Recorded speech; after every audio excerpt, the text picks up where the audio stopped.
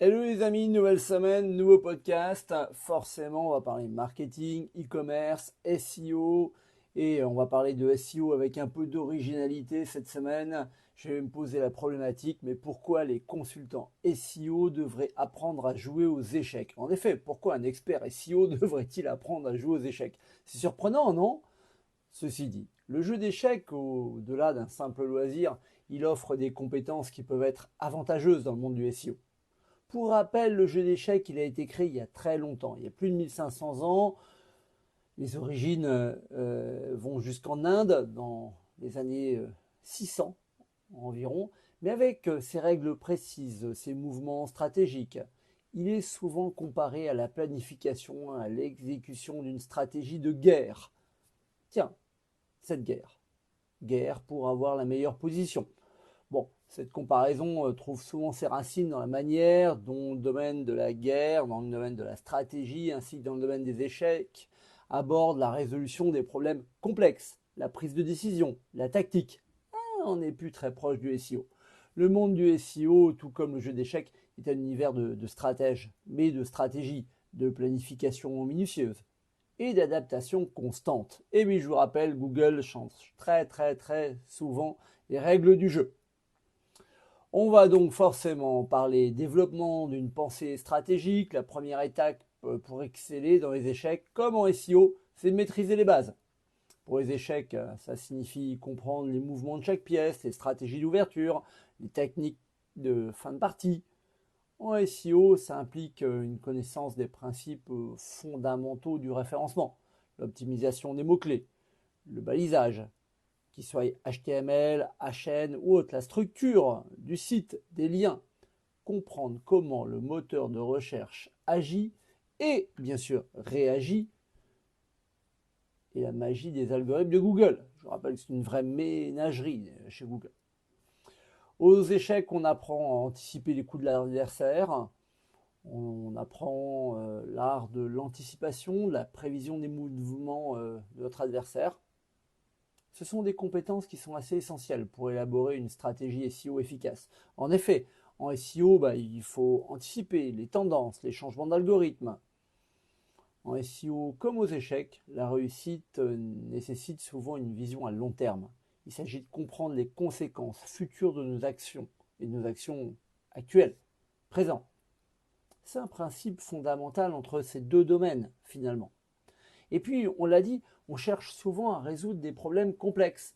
Aux échecs, on imagine des tactiques pour résoudre des problèmes qui sont fixés par les mouvements de son adversaire. Chaque coup doit résoudre un problème immédiat tout en contribuant à une stratégie globale, à la résolution de problèmes. Tiens, comme en SEO. En effet, en SEO, il faut aborder les défis du référencement naturel. Les professionnels du SEO doivent résoudre des problèmes complexes comme l'optimisation de la structure d'un site ou l'amélioration des classements sur des mots-clés qui sont parfois concurrentiels. L'analyse des concurrents est donc indispensable, que ce soit pour anticiper les mouvements d'un adversaire sur l'échiquier ou pour comprendre les stratégies des concurrents dans les résultats de recherche. Il nous faut donc patience et vision à long terme. Il est indispensable de penser plusieurs coups à l'avance, c'est la base des échecs. Anticiper minimum 3 coups à l'avance. Aux échecs, les grands maîtres planifient plusieurs mouvements à l'avance, envisagent divers scénarios et réponses en fonction des coups de l'adversaire. En SEO, ça se traduit par la prévision des tendances du marché, la compréhension des changements dans les algorithmes de recherche et bien sûr l'ajustement des stratégies en conséquence. Aux échecs, on cultive l'art de la patience dans le jeu. En SEO, on investit sur le long terme. Le SEO n'offre pas de résultats immédiats. La patience est essentielle, que ce soit pour attendre le bon moment pour faire un mouvement décisif aux échecs ou pour voir les résultats d'une campagne SEO. La planification à long terme permet de construire une stratégie solide et durable. Je vous rappelle que les résultats des différentes actions SEO peuvent prendre de quelques semaines à plusieurs mois. Ne jamais l'oublier est essentiel.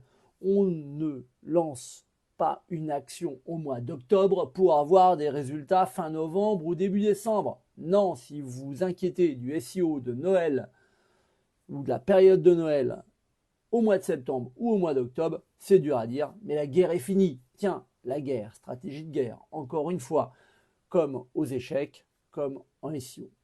Adaptabilité, flexibilité vont être aussi les maîtres mots. Aux échecs, il faut adapter sa stratégie. Un bon joueur d'échecs sait comment adapter sa stratégie en fonction de l'évolution du jeu. En SEO, il faut s'adapter aux évolutions du web. Le monde du SEO est en constante évolution. La capacité à s'adapter rapidement aux nouvelles technologies et nouvelles pratiques est donc juste essentielle. Je vous rappelle que l'arrivée de l'IA et de ChatGPT n'est qu'une nouvelle adaptation aux techniques de référencement et aux méthodes de travail. Tiens, l'IA. Je vous rappelle quand même que depuis 1997, une machine a gagné contre Garry Kasparov aux échecs. C'était Deep Blue. Bon, parfois on nous dit que c'est de la statistique, aujourd'hui on appellerait ça une IA. Comme quoi, le SEO exige une adaptabilité constante, notamment face aux mises à jour des algorithmes de recherche. Cette flexibilité rappelle celle nécessaire aux échecs, pour bien sûr s'adapter aux stratégies adverses. Il est donc essentiel de savoir réagir rapidement, efficacement aux actions, encore une fois, des concurrents pour maintenir ou améliorer son positionnement. Positionnement, encore un terme qu'on utilise en SEO, mais avec une importance d'une vision globale.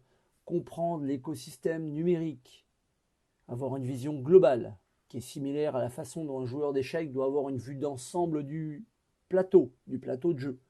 Anticipation des tendances. Je vous rappelle que lorsque Google nous dit qu'il va amener les résultats d'intelligence artificielle dans les résultats de recherche, dans la SERP, il va falloir que le SEO finalement anticipe ces tendances. Cette anticipation des tendances, elle est comparable un petit peu à la prévision des mouvements potentiels aux échecs. Prévoir, se préparer aux évolutions futures. Ça veut dire qu'il va falloir une analyse critique, une grande attention aux détails. On a une analyse détaillée de la situation. Aux échecs, en SEO, on s'appuie sur l'analyse des données. Ça veut dire qu'il va falloir qu'on utilise des outils de référencement. L'emploi d'outils, de technologies appropriées, elle est juste obligatoire en SEO pour pouvoir, encore une fois, analyser les données et puis pour pouvoir optimiser les stratégies. Finalement, c'est un peu similaire à l'utilisation d'outils qu'on pourrait avoir pour analyser des parties d'échecs. Positionnement sur l'échiquier, positionnement dans les moteurs de recherche, occuper des positions clés. Un avantage stratégique, que ce soit en SEO comme aux échecs. Occuper des positions clés sur l'échiquier peut vous donner un avantage significatif. En SEO, on appelle ça occuper les premières positions avec des mots-clés pertinents. Ça vous fait considérablement augmenter votre visibilité, le trafic, qu'il soit sur le web ou en magasin, voire les ventes s'il s'agit d'une boutique en ligne, d'un site e-commerce. Et puis derrière, il va falloir évaluer les performances. Analyser ces performances, tirer des leçons des parties perdues, des campagnes SEO ratées. En effet, en SEO comme aux échecs, il est important d'apprendre de ses erreurs pour ne pas les répéter, mais surtout pour affiner ses stratégies. On parle de test and learn. Ça reste un outil efficace pour mesurer l'impact de ses actions et favoriser un apprentissage continu. L'importance également de la persévérance, cette persévérance qui est essentielle pour surmonter les échecs et continuer à s'améliorer, que ce soit en revenant d'une position défavorable aux échecs ou en ajustant une stratégie SEO infructueuse. Capacité à persister face à l'adversité, c'est le trait commun des réussites dans les deux domaines. On parlera également de gestion des ressources, allocation du budget, allocation du temps. En effet, les joueurs d'échecs sont toujours en train de limiter le temps, le minuteur. En SEO, on parlera de gestion efficace des ressources, qu'il s'agisse d'un budget, du temps. Bon. Cela peut impliquer de décider finalement quelques choix stratégiques, quelles pièces sacrifier pour un avantage stratégique aux échecs ou comment allouer le budget et les efforts dans différentes stratégies SEO pour avoir des actions rapides. Un retour sur investissement positif, c'est ce qu'on appelle vulgairement des quick wins, des gains rapides. Dans le cadre d'un site e-commerce, il faudrait forcément intensifier ses efforts sur les articles qu'il faudrait vendre en urgence parce qu'ils sont peut-être en fin de vie, parce que le produit sera périmé, ou tout simplement ceux avec la meilleure marge. Tout ça en fonction des objectifs commerciaux. On a une utilisation optimale des pièces d'échecs, des outils SEO, mais par contre, l'un comme l'autre, il va falloir avoir un apprentissage, une adaptation constante. Tout comme les joueurs d'échecs s'adaptent aux différents styles de jeu, les experts SEO doivent s'adapter aux changements d'algorithme, au core update, et puis bien sûr éviter d'éventuelles pénalités SEO. Il va falloir bien sûr sortir des sentiers battus et puis faire preuve de créativité et d'innovation, car créativité et innovation doivent être au rendez-vous. On peut expérimenter également des nouvelles techniques en SEO pour rester compétitif, tout comme tester de nouvelles stratégies pour être avantageux aux échecs. Comme quoi les parallèles sont encore évidents. Je terminerai par l'éthique, par la responsabilité.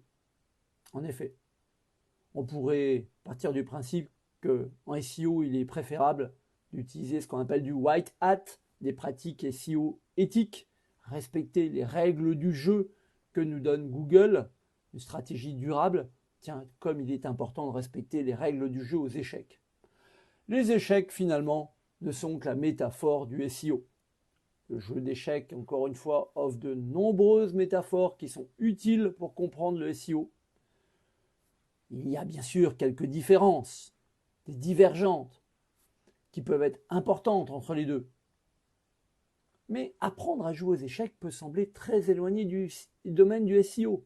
Pourtant, les compétences acquises sont étonnamment pertinentes et bénéfiques. On l'a vu, stratégie, adaptabilité, analyse des données, gestion des risques, créativité, apprentissage continu, se rendre dans des conférences, échanger avec les grands maîtres. Tiens, un peu comme le font les jeunes padawans aux échecs. Tout ça, ce sont des compétences transversales essentielles à la réussite dans les deux domaines. Finalement, cette pratique des échecs peut grandement bénéficier aux professionnels du SEO en aiguisant leurs compétences, pensée stratégique, une résolution de problèmes, la patience, l'adaptabilité, l'analyse critique. Toutes ces compétences sont directement transférables et peuvent améliorer de manière significative les stratégies de référencement. Au final, vous comprenez mieux pourquoi j'ose dire que les consultants SEO devraient apprendre à jouer aux échecs et devenir des fins stratèges. Et vous, vous en pensez quoi? Si vous avez écouté ce podcast sur les différentes plateformes que sont Deezer, Apple, Google Podcast, Spotify ou autres, peut-être que ça vous a interpellé. J'attends vos commentaires, j'attends vos remarques sur les réseaux sociaux, sur notre site. Comme d'habitude, n'hésitez pas à me faire part de vos remarques. Puis si vous avez également des sujets pour les prochains podcasts, il n'y a pas de tabou. La preuve, aujourd'hui, j'ose faire le parallèle entre des consultants SEO et des joueurs d'échecs. Dans tous les cas, je vous dis à très très bientôt. Ciao ciao!